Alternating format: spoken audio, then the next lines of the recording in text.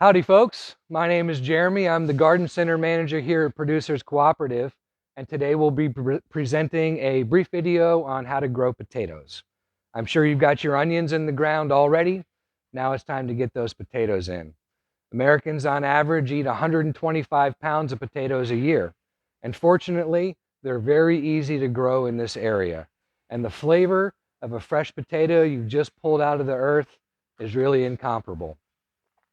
Potatoes are traditionally grown in rows with furrows between them with a loose, well-drained soil.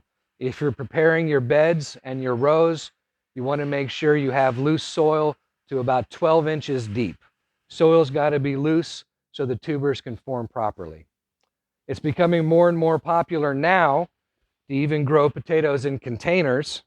These smart pots work very, very well, allow the roots to breathe. Even a container like this or a syrup tub will work just fine. Now, when you're preparing your beds, you want to go ahead and add fertilizer as you're getting ready. Potatoes need a lot of fertilizer early on in their growing cycle, so go ahead and add it while you're tilling. We recommend our Brazos Best Bloomin' Good fertilizer. It's a 10-20-10 with added microbes, sulfur, and magnesium. It's an excellent product for any of your vegetables that you're growing.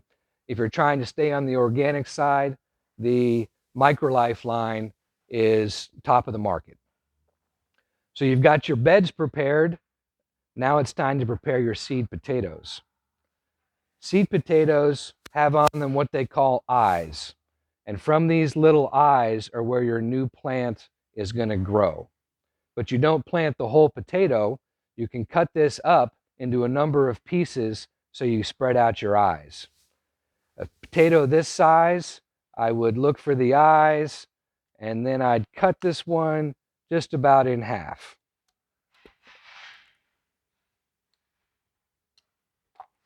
And here you have it. You've got two pieces with eyes on both sides.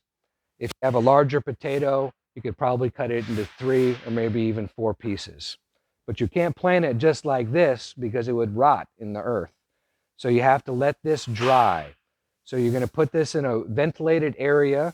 In 3 or 4 days, this is going to brown and scab over, and then it's ready to plant. But still, before you do, you want to dust these pieces in powdered sulfur, which is going to act as a fungicide and further prevent any of your pieces from rotting. Once your pieces are prepared and ready, you're going to dig a trench down the middle of your row, about 6 inches deep, and then place your pieces in that trench about a foot apart. After they're placed, go back, cover them up, tamp them down so they have good soil contact, and you're ready to go. Give it a little time, and you're going to start to see green popping out through the earth.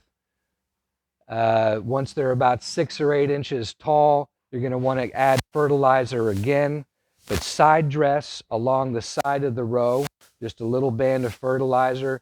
Don't put the fertilizer right on top of the plants. As your potatoes are growing, you may see them bud and flower. They may not. It doesn't matter so much. But after 95, 110 days, you're going to start to see the tops brown and start to die back. Once that starts to happen, you're ready to harvest. The best way to harvest is to use a spading fork or maybe a shovel, come in from the side, go underneath, and pop it up. You don't want to damage any of the tubers. If you do damage some, it's okay. Just eat those ones first, but they're not going to store very well.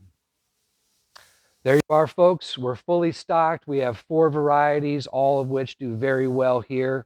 We have all the products you need. We have handouts, and we're happy to sit down and talk with you on how to make sure that you're successful in your potato harvest. This is Jeremy from Producers, presenting to you how to grow potatoes. Come and see us. We'll get you going.